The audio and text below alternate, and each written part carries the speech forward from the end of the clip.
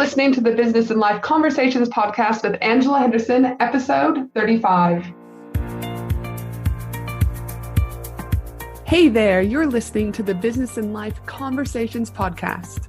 My name is Angela Henderson, and on this show, we talk about improving your business, life, or both by having amazing and rich conversations with brilliant guests who will inspire you and who will give you tips and tricks to help you grow both in life and in business. Hey there, Angela here from Angela Henderson Consulting, and welcome back to another episode of Business and Life Conversations podcast. And as always, thank you so much for being here today. I am thrilled for today's episode because today I have Dean Salakas joining us from the Party People Shop, who is going to share with us his feature story of how 30 years ago his mother had a dream, and that dream turned into a business. And 30 years later, this amazing business is now owned by her two sons, Dean and Peter. This business went from catering for kids' parties to the market leader for party supplies online here in Australia, but equally with two bricks and mortar stores. This amazing business was not only Australia's first online party store, first to offer click and collect, first Australian AdWords customer, and has also appeared on Shark Tank where they were offered $400,000, but turned it down. So I'm super intrigued to also hear about that story. This business story is rich with history, rich with love, and will show you how a simple idea can turn into a market leader online party supply store here in Australia. But before we get into this amazing feature story, I just want to take a moment and let you know that this episode is sponsored by Profit Pillars, which is my ready-to-implement 8-week program designed for women in business to give your business the bulletproof advantage it needs to protect itself from overwhelm, frustration, and heartbreaking failure. With a step-by-step approach and built-in accountability and implementation, this is the only business growth program that shows you how to put passion and purpose together and generate profits for your business.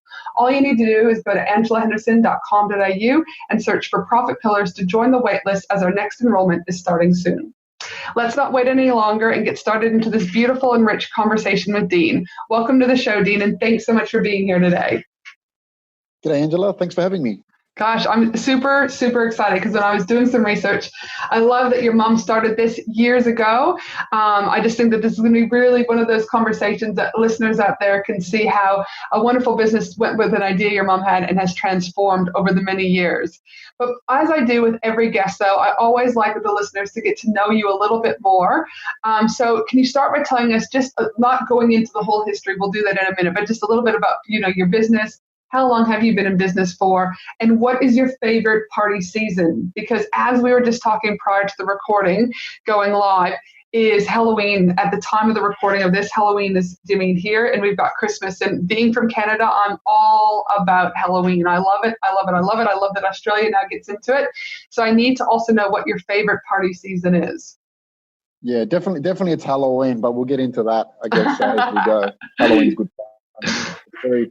All the different stuff happens this year. I think people drop a lot of the political correctness with a lot of different things, and it's good fun. We've got zombie events and, all that sort of fun going on. So it's great. I love it. So, I guess into my story, I guess. Oh, sorry. Yep. You want to say? No, absolutely. So tell us a little bit about the business. When did it start and things like that? And then we'll go from there.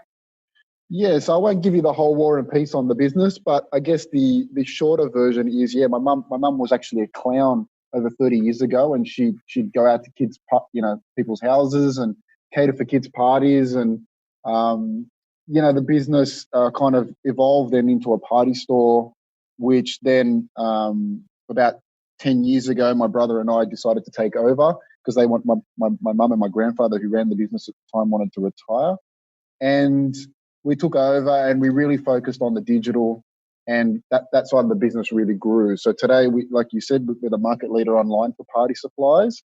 We've got 2 bricks and mortar stores, which also, I guess, market leading type offers to the market. We were actually won Independent Retailer of the Year last year for those stores, and but that's by the Australian Retail Association. And this year we're also up for those awards again as a finalist. So hopefully we get it 2 years in a row. But we've got a great business and it's good fun. We sell balloons, decorations, costumes, novelties, confectionery, anything you could possibly want for a party. We see ourselves as helping people create the parties of their dreams. So, if it exists, we want to have it.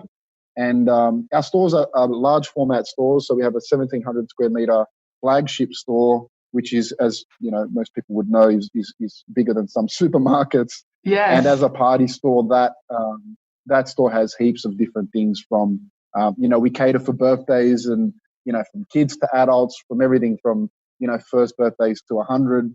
And then, you've got seasonal events from Halloween, Oktoberfest, St. Patrick's Day, Easter. There's about 30 of them actually that we have on our calendar, and we manage our business too. Sporting events, again, littered in there as part of what we do, decorating. So there's just a lot of different aspects of our business. We just, anything that's a celebration, we get involved with and help people make it something memorable. No, fantastic. So tell us a little bit about 30 years ago when your mom decided to be a clown at the kids' birthday parties.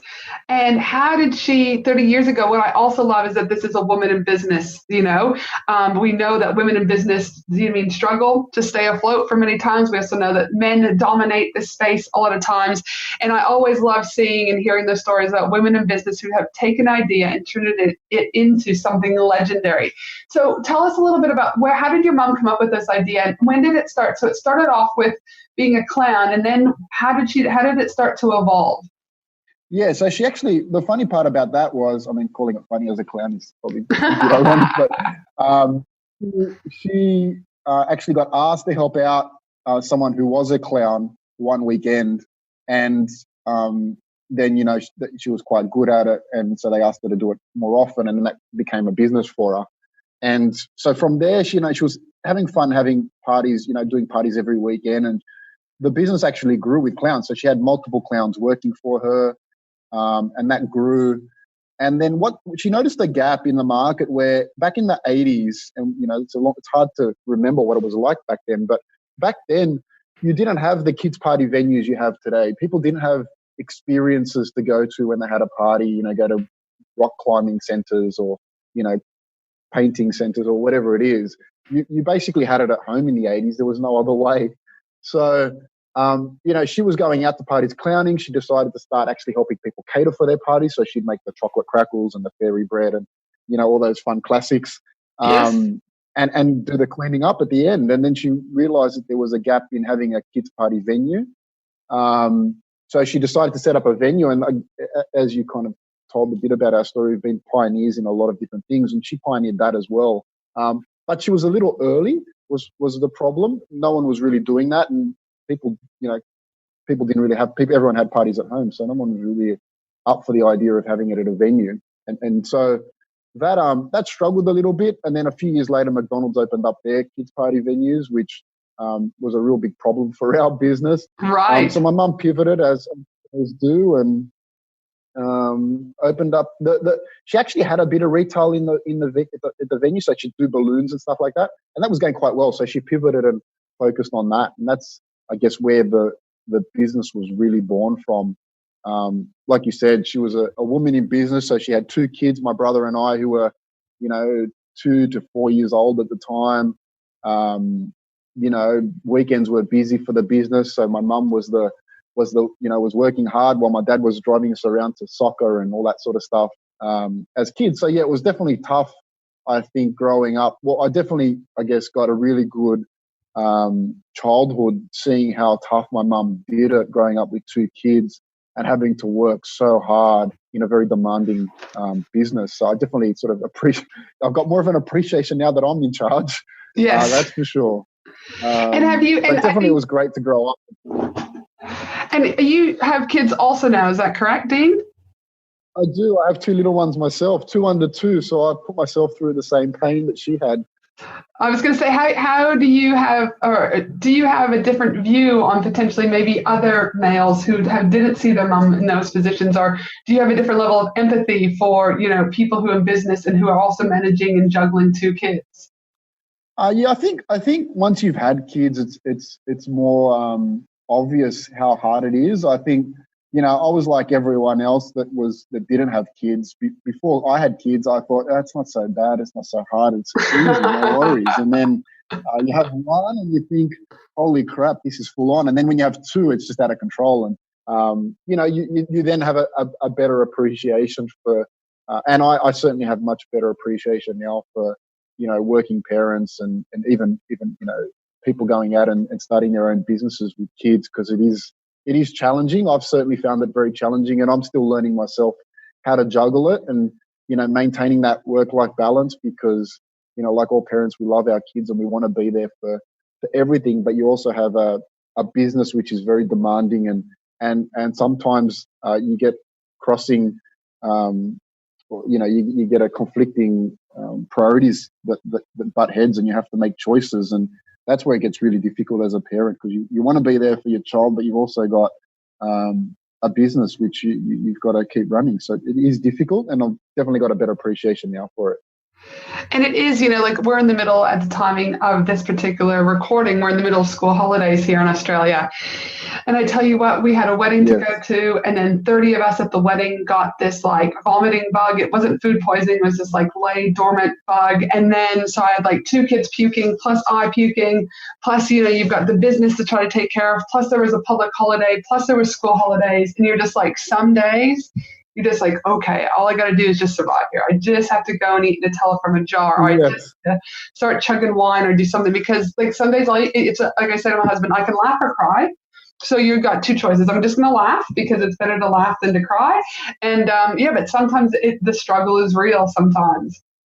Yeah, you definitely have a different take on life, don't you? Like you said, you laugh or cry. I think now you're a little bit more relaxed. Now that I've got 2 kids, I'm a lot more relaxed about stuff. It's always like, look, life could be worse. I think you start telling yourself that when you see something going not the right way, and you're much more relaxed about stuff, I think, now. Well, I'm much more relaxed about stuff now that I've got 2 kids. Yeah, and I know, like, even when I had I just go, there's people dying in the world, right? So it's like, let's just try and make it through the day. Let's just smile. Things could be worse, but yeah. So, all right. So your mom starts this, she starts off as a clown for someone else. She then starts her own business where she's got multiple clowns doing different parties. She starts to make the food for it also. She then thought she'd kind of do the party venue thing. She then had a pivot because McDonald's came through. And then what happened? When did the party supply business side of that start to take off? Yeah, so she had a little business once she pivoted at that point in time that was doing mostly decorating, but also a little bit of party supplies. And there wasn't probably really a point where it just it changed into a party supplies business. It just sort of evolved over the last 20 years because that's what customers have been demanding. So the decorating's always been there, and then just we got bigger and bigger on party supplies because people over the years just demand more and more choice. There's more and more options. People like to have unique parties. You've got social media now, which anytime there's something new, people are onto it.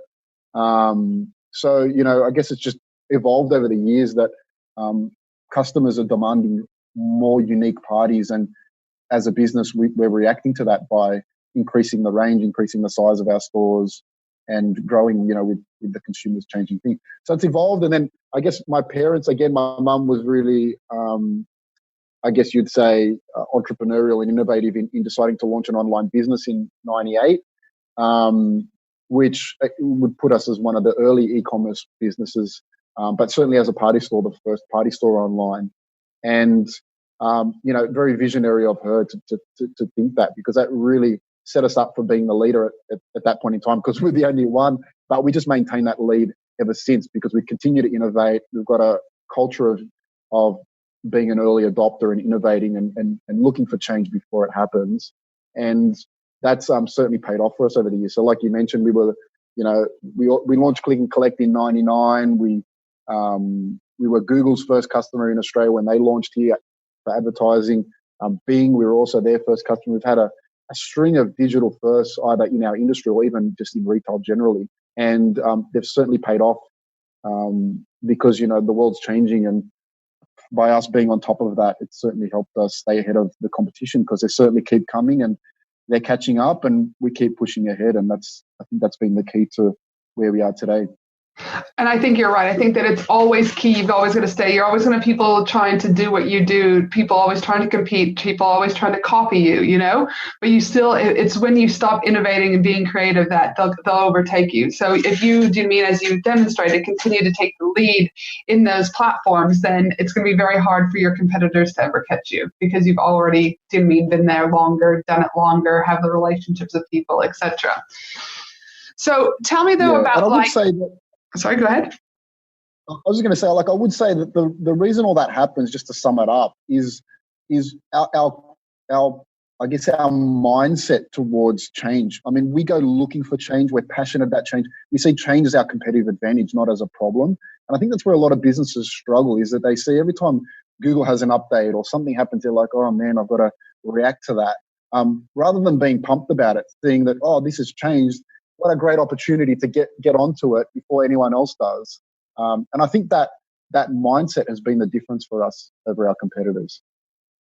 And I think that again, don't get me started about when I hear people whining and whinging, right? About, say, for example, Facebook and how now you got to basically pay to play. Yeah. And people are on these groups and forums, you know what I mean, whining and crying and complaining. Like, don't get me wrong, it sucks, right? But we're playing in their playground. So you've got two choices, either play on the playground or get off the playground. That to me are your only two options. Yeah. If you can choose to waste your time complaining about how you've got to pay, or like you said, take the positive route and go, okay, listen, this has changed. There's room for us. Let's adapt early. Let's learn early and let's just rock and roll with it. And it's those people that just do you know what I mean? Take it on, like they might have a whinge for a day and just go, this sucks. But it's those people that come up with different content strategy, different marketing strategy techniques, different whatever. They're the ones that continue to excel, even though they're now having to pay to play, you know? So you've got choices to make. Yep, 100%. Now, with your mom, have you always been involved in the business, or when did you and your brother come into the business, you and Peter? Yeah, there's a complicated answer to that question, so I'll go through it. But we have always been involved ever since we were kids, old enough to hold the spoon and shovel sand into a bag, which they used as weights for balloon bouquets, which was around the age of 4. We've been involved in the business. So, you know, as we grew up and we got our license, we were doing deliveries for them, and that was through, you know, school and high school, and then, you know, even into university. And even when I left university, I got a job at Woolworths as a business analyst. I was still working in my parents' business on weekends to help them out. So I have been always involved, but I didn't always, and certainly didn't plan on it being a long-term career.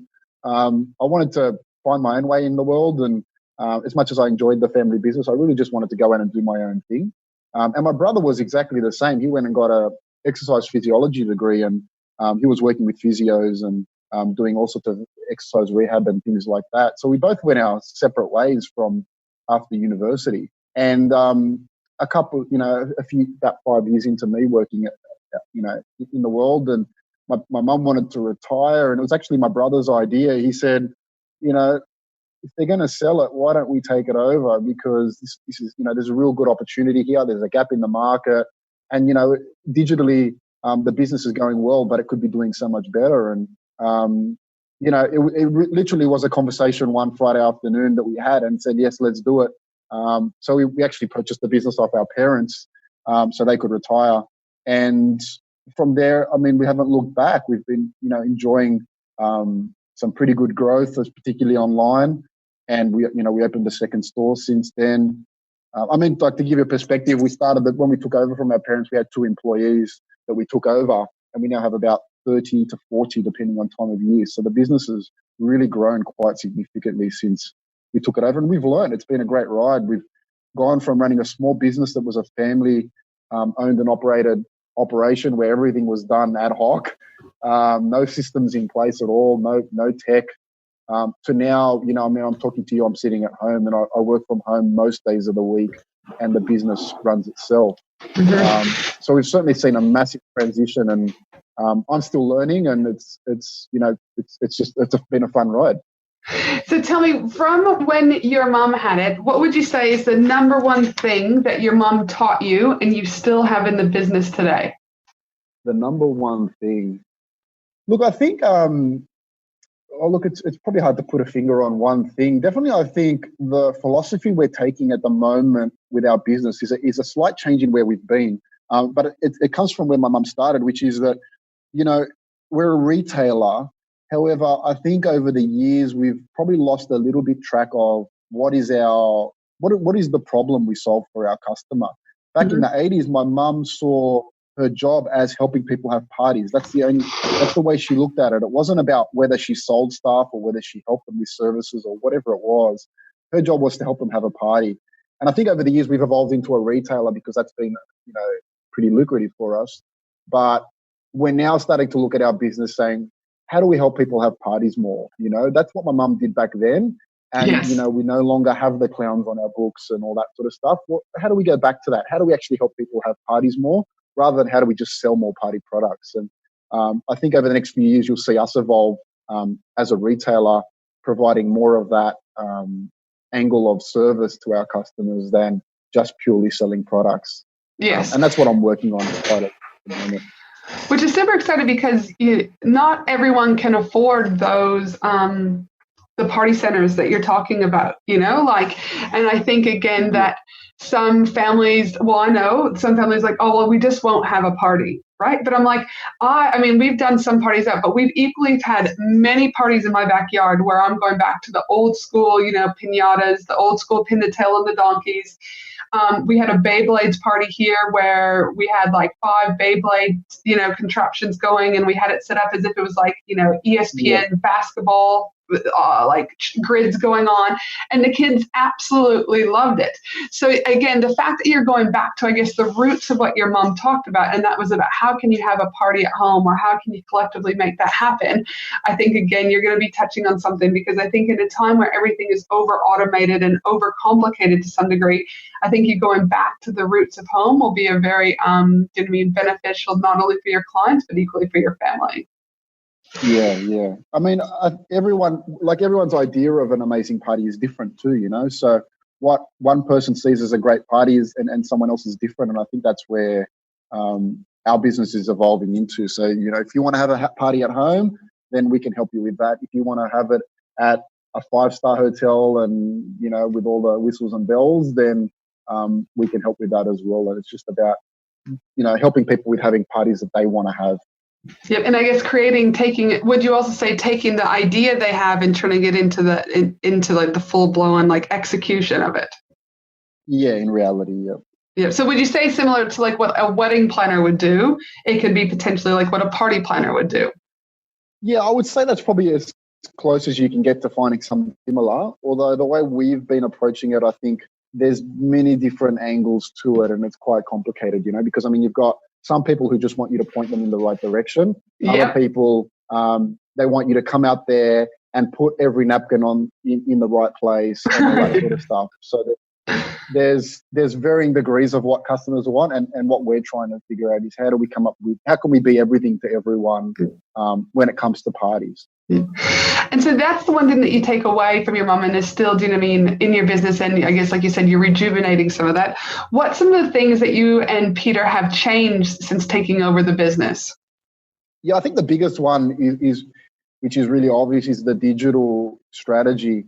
So when my mum launched in 98, 99, when she decided to launch an online store, but really she just handed me the keys and said, figure it out. And so I did most of the digital stuff through school and high school, and the internet was very simple back then, where it's much more complicated now. So I've been able to evolve. And when my brother and I took over, before we took over, where the business was, I wouldn't say having a problem, probably more missing an opportunity, was that, you know, my parents were holding back a little bit on that digital growth. But when we took over, we said, forget the yellow pages. That's old school. We're going hard on search engine stuff. And that big shift to digital really exploded the business. The sales grew. We were growing at 300% at one stage. And, you know, the sales were growing rapidly. And the business really just evolved from there because of the digital growth, you know, that we were focusing on. So we had to, you know, increase our space, get an extra store, all these changes, get better systems, because, you know, a small problem when you're small is not a big deal, but when you're big and it's multiplied by 1,000, it really starts to hurt and To cause be a big problems. problem. So, And when you say, as we get bigger, yeah, when you say digital, I mean, digital can mean so many things to so many people. So what would you say are the top 3 things you've done from a digital point? Like, are you looking at more content, more video creation? Are you doing like increase in your budget for Google AdWords? Did you increase your SEO? What are the 3 main things that you think have helped accelerate your growth from a digital point of view?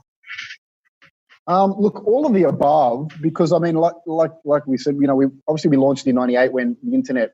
Actually, I found out the other day we actually launched online the year Google was created. That's awesome. So Google wasn't even around when we started building a website. So as the internet, as features started appearing on the internet, whether it was Google or product ads or affiliate programs or whatever it was, all the different mechanisms there were to grow online, as they sort of evolved, we did them, and they definitely had big impacts. So we've done all of them. I mean, depending on what stage your business is at, will depend on which ones get you the biggest bang for buck. Certainly AdWords, working with Google advertising was probably the biggest, I guess, shifter in the dial for us in terms of growth, because once we took off the budgets on all our accounts, just said spend as much as we possibly can, the sales just started flowing, and really it was hard to keep up. So I think there's a lot of different things today. Look, I guess again it depends on where you're at with your business. Now there's a lot more, the changes are a lot more sophisticated and expensive, if you like, or difficult, and they also have smaller benefits. So, I feel like today when we do changes, we're getting these 1% to 2% gains. Where back 10 years ago when we were making changes, we were getting 300% type growth, off the back of those changes. So it's really the world's really changed, and I guess it just depends on where you're at. So I haven't given you a specific answer. Certainly for us, we're focusing now actually more on bricks and mortar, to be honest. We're looking at how do we increase our store footprint, because I think for us where we see the future of our business is to have a very strong digital offering, so a very strong website. And, when I say web digital offering, it's everything from a website to the channels that you sell through, whether it's marketplaces or eBay or Google or whatever it is. Having a strong digital strategy, but then also backing that up with a bricks and mortar footprint, because, people having parties still do want to. I mean, I wrote an article the other day for the Australian Retail Association where I talked about how retail today is only about 8% of online retail is only 8%. So 92% of people still prefer to shop in stores at the moment, or still spend their money in stores. And online retail is only growing at about 1% a year on those numbers. So, in 20 years' time, bricks and mortar is still going to be where people spend most of their money. And for us, that's us looking at the market saying, look, bricks and mortar is a very key part of our business, and we want to expand that footprint and have a very good integrated strategy with our website and digital strategy, so that customers can interact with us wherever they want and still have access to a store if they want to go in and see what they're buying. Yeah, they get the best of both worlds. And again, as a mom, it's always, if it's a rainy day, I like to get out. If the birthday party's coming up, I like to go and touch, feel, do you know what I mean? Look at things. There's always something new. And again, the internet is though it can be convenient, it's still not the same as, do you know what I mean? Also just having that level of human connection, talking with people, being part of the community. And when you're at a party store, for the most part, it's happy vibe. Like, people are happy. Do you mean a birthday party is coming up, a celebration of a baby, it's a wedding, or whatever that is, that it's a fun vibe to be around. And there's always fun little gadgets that you can find and look at. So no, I totally, do you mean, love being able to go into a store and having that opportunity. What has been your guys' biggest failure? Biggest failure? We've had quite a few. I think the biggest one we had was, I guess, a success and a failure at the same time, where we, when we first took over the business and we were growing at that rate, of triple digit growth, we really weren't prepared for it. I mean, we were running a small business that had no systems or processes. So when we were doing the volume we were doing, we only had 2 employees. So the only people that could do it were us. And so we found ourselves picking orders, all the way through the night and not getting sleep for days on end. And, it was really quite a horrible experience in one way because, our health was being impacted. We weren't sleeping and we really just weren't ready for the growth. And we went through that problem for about 3 years, actually, over peak season. And every time we tried to fix it, but the problem just kept getting bigger. Because we were growing. So, we'd say, look, the first year we did it, we said that was a tough period. We better get some systems and processes in place so we can start hiring people to do this work. And then, we tripled our business over that period. So when we did as much planning as we could, but at the end of the day, it still wasn't enough because the business had grown so much. So I think our biggest failure was just poor planning, and we didn't have the systems to cater for the volume we were doing. So we actually had 1 year where we actually switched the website off over the Christmas period from about, I think, the 1st of November, something like that. We turned the website completely off, stopped taking orders because we were 2 weeks behind picking orders, and it was just out of control. So, that was terrible to be able to, forgo hundreds of thousands of dollars worth of sales because we didn't plan well enough earlier in the year. So we learned our lesson the hard way. And, now I would say, compared to most businesses, we're very sophisticated around planning for seasonal events. We have, like I mentioned earlier, we have 30 events on a calendar, which each of them has about 20 to 30 steps to them that we go through the year to make sure that we're ready when that time comes. So when we have Halloween, we're organising Halloween from January, Yes, and you'd have to be because it's, as we talked about prior to the recording, it's getting bigger and bigger and bigger. Now, tell me a little bit about your experience on Shark Tank. Obviously, you guys went in there. You guys, I can't remember, help me out. Who was it that agreed to partner with you guys for $400,000? Janine Ellis, Yep, Janine Ellis, yep. She's like, yep, she made an offer to you guys, and you guys turned it down. So walk me through, what was the rationale? Obviously you went on there wanting to partner with someone, and at the end decided not to. And why was that? Yeah, so we went on there, and it was quite an interesting experience. It was a great experience for me. Different people have had different levels, different types of experiences. Some people it's been horrible. For us, it was a great experience. It was very stressful. At the time, I look back now and I laugh, but man, at the time I was freaking out on there. And, I got on air and that, I guess they only show you 2 minutes, but that was a 2-hour conversation with those guys that was cut down to, I think it was probably 5 minutes or 10 minutes. I think they cut it down to. So, you didn't see the whole story, but at the same time, I think they put a reasonable picture of what happened. Probably made me look a little better than really I was. The final result, they showed that almost like they made it like I shut Janine Ellis down and walked off, but it certainly was a really good conversation with her, and it wasn't so dramatic, if you like. But we had a great conversation, and actually, before Janine made me the offer, John McGrath and I had quite a long, I guess, heated discussion, if you like to call it that. Some of it they showed on air, most of it they didn't, where we discussed what our strategy was, and he disagreed with me on what our strategy was, but Janine did, and she basically came straight in after that conversation and said, no, I agree with you, I'll make you an offer, don't worry about John. And she did, and we negotiated a little bit there, but really she wanted $400,000 for 40% of the business, which for us was just too much of a percentage to give away.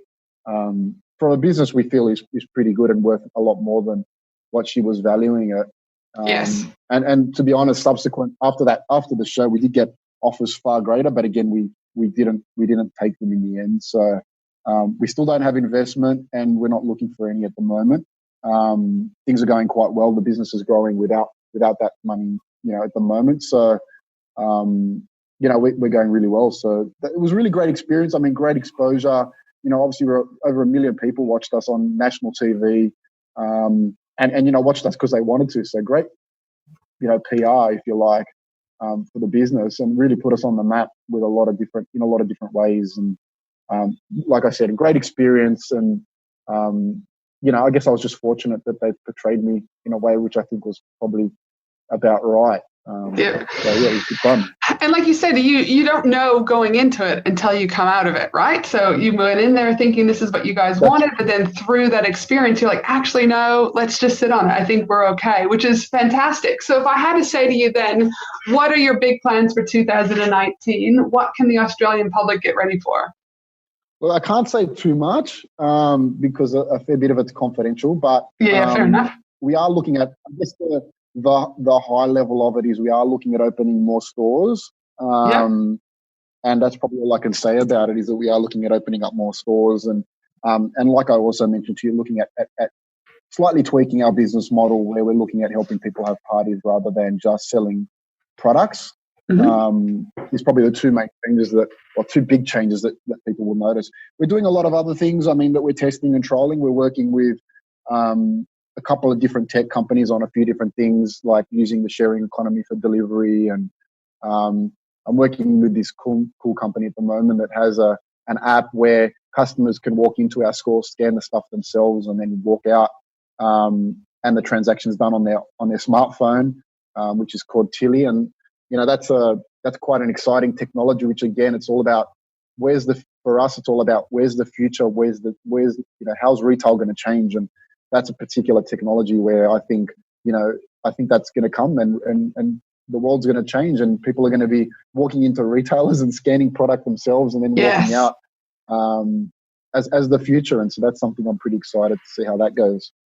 Well, no, it sounds like some amazing plans. And what I love is that this story started 30 years ago with your mom, a woman in business with a brilliant idea, and it pivoted throughout the years, and it continues to pivot to some degree into something that is absolutely magnificent. And it's lovely to see that you and your brother are carrying on that tradition. So for those out there who are listening and going, great, and I need to rush to get some party supplies, where can everyone find you online, and where are your two bricks and mortar stores? Yeah, so you can jump online to thepartypeople.com.au. So thepartypeople.com.au. And that's our website. We're on all the socials. So just, I guess, look up the Party People. You should find us, the logo. So I think on most of the socials, it's the Party People Shop, the Party People Shop. We're on Insta, Facebook, Twitter. We're on about 20 others, but they're the main ones. Also on LinkedIn, so people feel free to add me on LinkedIn. I just look up Dean Salakas, and happy to answer any questions people have. Yep. And if there's one piece of advice you could give to the business owners out there listening, what would that be? One piece of advice? There's probably about 1 million you could give people. I mean, we've learned a lot over the years, but I think it comes back to, and it's probably sounds very fundamental, but it's all about, for us, for a retailer, to be honest, to still be alive after 30 years is probably an achievement in itself. And for us to still be here today, I guess the key for us has been, continually asking ourselves, who is my customer? How do we solve the problems for them? And what are they doing? And how do they shop with us? Always reevaluating where your customer is and how they're interacting with you, I think, has been the key for us. So, we didn't just become the first company on Google or Bing by accident. It's because we went looking for those things. We tried to find ways about how our customers were searching for products, how they were looking for us. We're looking at obviously changing our business model slightly around helping people have parties, because again, we're evaluating what do customers want from us? The fact that customers come into our stores and ask us, can we help them find a clown, or can we help them with a jumping castle, is telling us that customers want something and we don't provide it. So I think that the key thing for any business owner is to really understand your customer and continue to evaluate whether you understand them, because they're changing all the time, and you need to make sure that you change with them. No, brilliant advice, and I couldn't agree more. As a business consultant, I'm all about the business foundations, and your customer is always forefront, and it doesn't mean that your customer will stay the same. Your customer can change over time, so it's always important to reevaluate, and reevaluate. Dean, thank you so much for taking time out on Friday here in Australia for us to have a chat about, like I said, this beautiful story about, your mom and how it's evolved with you and your brother Peter. I really appreciate it. And for those of you listening, I'll also be putting together the whole transcription for this episode at angelahenderson.com.au. And of course, I cover all sorts of related business and life topics inside my Facebook group, the Australian Business Collaborative. We're almost at 4,000 members, I think. So whether or not you're from Australia, America, Canada, etc., make sure you join, because we always love to connect with great and like-minded business owners. For the rest of you, have an awesome day no matter where you are in the world, and I look forward to connecting with you on the next episode of Business and Life Conversations with Angela Henderson. Have an awesome day, everyone. Bye.